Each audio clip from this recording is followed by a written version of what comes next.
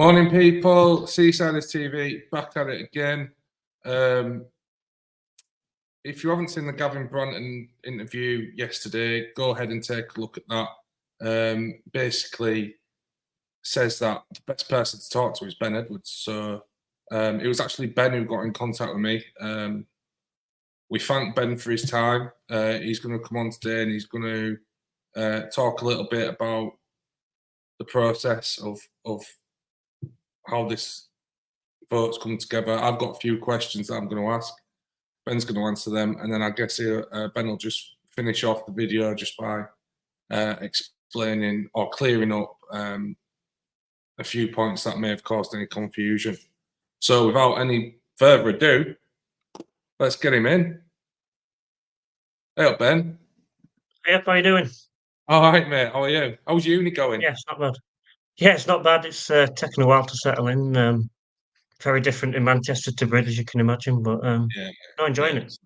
Two different worlds, mate, but you'll get there. I went to Sheffield, so it was kind of like the same thing. So you go from a town to like a city, and it's just, it does take a bit of getting used to, man, but you'll enjoy it. You'll get there.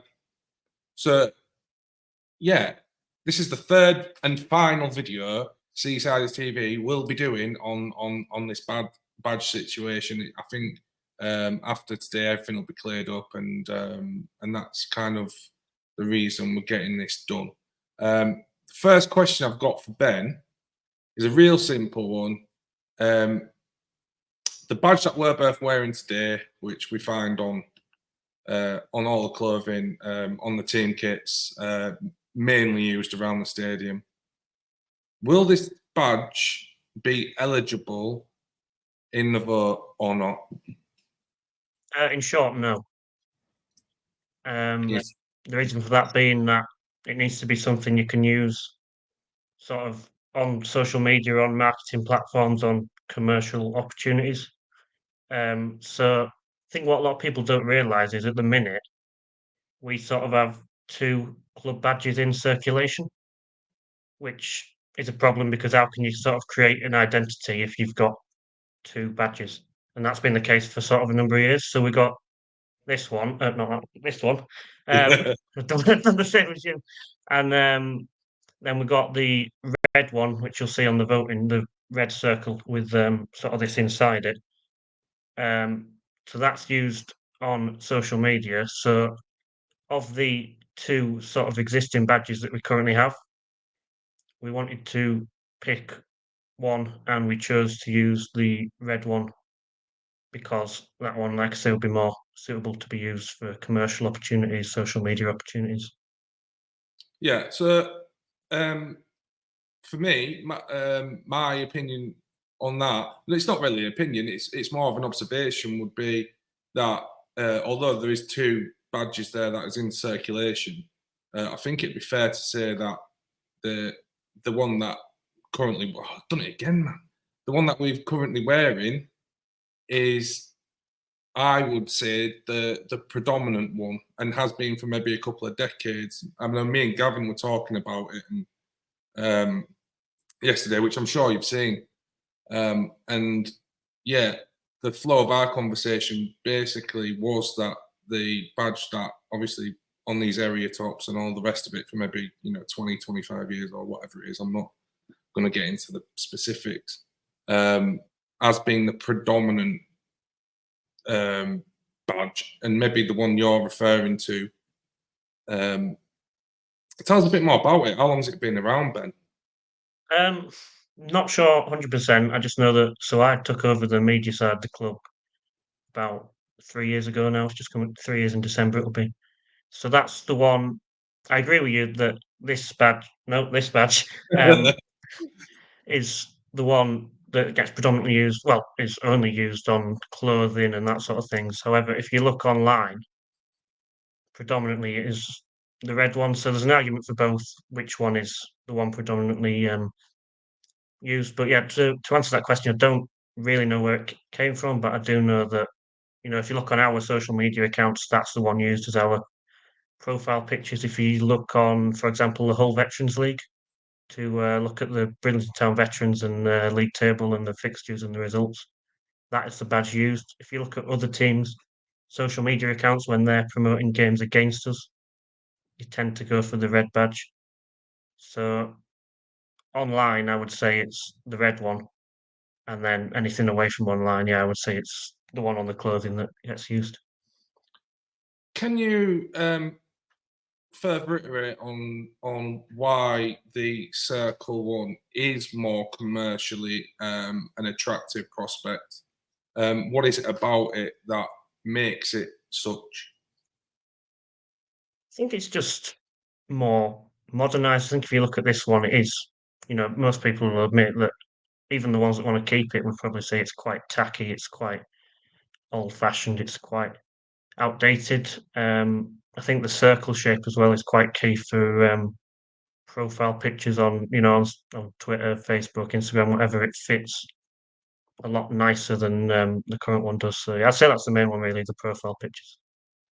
Okay, yeah. Yeah, Gavin brought up this notion of circle being the more modern trend. So I did a little bit of looking about, and what I actually found was, I think it's, if you look at the Premier League and you look at the Championship, I didn't go any further than that because I really didn't have the time, but I think in those leagues you've got 24 in the Championship, you've got 20 teams in the Premier League, so that's 44 teams. And the amount of the total amount of clubs using the circle badge is 11, which works out to only 25%. So the notion of a circle badge being the more modern take, I would say, is definitely up for discussion.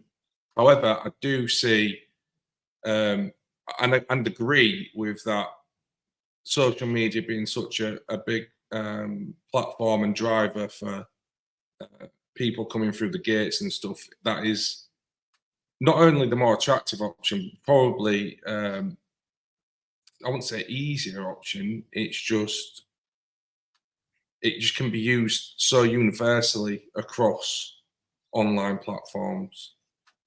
So that's that. So Ben has now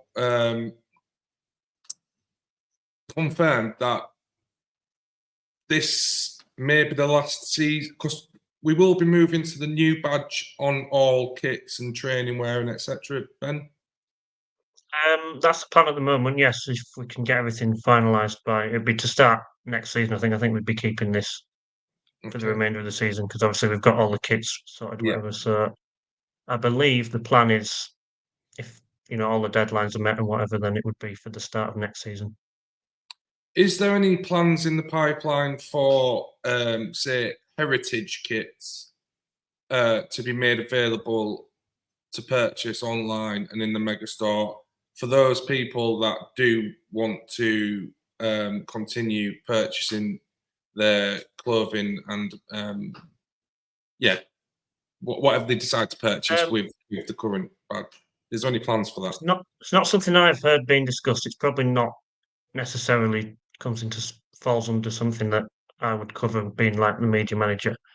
To be fair, it's quite a good idea, so I can definitely put it forward. So there's not been any discussions from what I've heard about it, but never say never. Really, it could happen. Okay, right. So we'll move on from that. I'd say for now, to everybody, if you do want to buy the area stuff or the Capelli stuff with the which will be, I'd guess, the last season with this being on it for maybe the foreseeable, go down and grab it. Put your money into the club. It's appreciated. I'm sure Ben will tell you how far the money goes in clubs like this. Next question, Ben. The voting process, okay? I've got a question from yesterday's post saying that the badge must be a circle. With 2 badges which are eligible to vote for not being circle badges, that's confused me a tad. Can you clear that one up? So it was actually Dan that put that post out, the club chairman. I think the key thing really is, and it maybe could have been sort of explained more clearly in that post, was the badge probably needs to be a distinct sort of shape. So like, I don't know, a circle, a triangle, a diamond, that sort of thing. Sort of a distinct shape, so then it's easy to use on graphics, on social media, commercially, on even on buses, that sort of thing. Which I think you'll find that off the top of my head, the two that aren't circles, they still sort of have a distinct sort of shape. So I guess it falls into that category. But yeah, it probably could have been outlined a bit clearer. But yeah, So just to confirm, the badge doesn't have to be a circle. It just needs to be distinct in its format. yeah, I think the two that are on there that aren't a circle would be acceptable. Yeah. Okay, cool. Yeah, Ben, tell us about the process and how it's come together, your involvement, and where you see this leading media-wise, and how it's going to affect you and what you're doing, just with the implementation of a new badge. Yeah. So my role doesn't come a lot under the sort of decision making of why we've done it this way, why we've done that. I have a bit of an input, but it's more just I'll receive information from Dan, Gav, Alex, the graphic designer, that sort of thing, on how they want it to be done, and then my job is just to relay that to the supporters. Um, so yeah, it came about a few months ago. We had a meeting saying, look, we're looking at changing the badge, and I can't remember who came up with the idea of it. I'd like to sort of allow fan submissions, but I think it was a good idea. I think it got quite. I know there's been a lot of negative feedback about changing the badge, but I think if there's been a positive throughout this, it's the fact that we've sort of gone to the supporters and asked for their say. So yeah, then we got the submissions in, got them all in the correct format. I had to go chasing up a few people to ask for descriptions of why they've put this feature in, why they've designed it that way, because I thought that was quite important that they got to sort of justify why their badges were chosen, and then it was just putting out the ones that have been nominated to the public so that they could see what they vote for. Going forward, I think my personal opinion is it does need modernising. So because I think if you look at the sort of graphics we put out at the minute, social media wise, it does look a bit sort of out of place, and it's very hard to design a graphic with a badge of that shape. So I think yeah, a more modernised badge definitely would make my life a lot easier in that sense.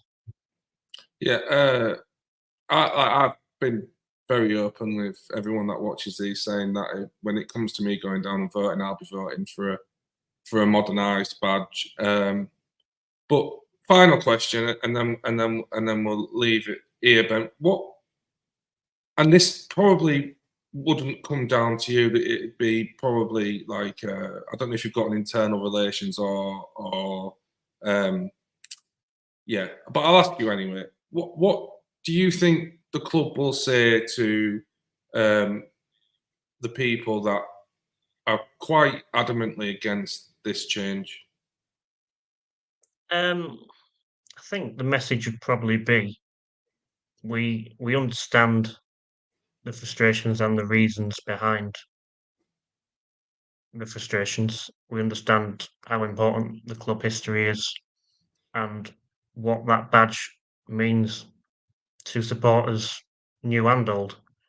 However, if you look at the option one on the voting with the red background, it's not too dissimilar, is it? It's pretty much this badge. I had to be careful then to not point at the area again. On a red background, just without that. But I've seen some photos dotted around Facebook on Talk of the Town and whatever, and this bit hasn't actually always been on the badge. The only constant, from what I can see, is the bit above it. Well, And I've had a look on as of the option one, that would stay anyway. yeah, I had a look on the Heritage Facebook page today, and even you see where it's got like the crown there. Yeah. Even that's like changed every now and again through the years. So yeah, there's been definitely more than one iteration of it. One question I would ask is that you in the circle on option 1 in the vote, it's on a red background with just like a very thin white circle around it. Do you not think on future home kits it will just look like this without this, with it being Yeah, a red? exactly. So I think on clothing, particularly red shirts, it would. I Just can't look see like it that. looking very dissimilar. Yeah. Which, yeah. The other thing is we've put a disclaimer on quite a few posts that all of the badges included in the voting, it's subject to our designer Alex sort of tweaking and Touching them up. making adaptations to. That essentially is all we've done with the badge you can see on the clothing is we've made a adaptation to it by putting it on a red background. If that one wins, I Right, think it. yeah. I think obviously it's got. It's probably got the strongest chance. If you look at well, for anybody who hasn't seen it or isn't a part of Talk of the Town Facebook group, firstly, go join it. It's a great place to be. And secondly, if you haven't seen it, we did. Well, I did. Basically, just like when you get like an exit poll when there's like elections and stuff. So you get an idea of where the vote might initially go. And this is before we found out that this one isn't actually an option. So I asked, would you like a modernised badge, or would you like to stick with this? And I think resoundingly, although a small sample size, I will say that 80%, around 80%, it stands at now, would prefer to stick with this. So yeah, I mean, yeah, I don't really know what to say to that. The badge is changing, guys, and I would say to those people that do want to keep this, option 1, again, like I said, with it going on red kits, and this is probably you make your own choice, but probably Yeah, it might even be that. I mean, I'm not saying this for definite, but we might even be able to put like the Bridlington Town text on the bottom of it anyway, so it would literally be a sort of exact replica just on a red background. I'm not saying that for definite, but it might be something we look into, given how sort of strong the fan opinion has been on it. right. Yeah, so everybody get Like I down. say, we can still after the vote make adaptations to it, as it says in the disclaimer, as long as we keep the sort of main features of whichever badge wins. So, and then again, like I say, that's assuming that the number 1 badge does win. Yeah, We sure. don't know yet, do we? We could be the Lobsterman. We could, yeah, could have a new. No, we're not going to have a new nickname. I think that's one thing that's part of the history, and one thing the owners are sort of keen to push is keeping that as part of our identity as Seasiders. Yeah, well, yeah, I think that part of the bus will stay the same, even if the badge bit has to be rewrapped. So Ben, again, thanks, mate, for coming on. You've been an awesome guest. Please let us know if you ever want to come on again. It's great to hear from you. And yeah, that's been Seasiders TV. Until next time, see you later.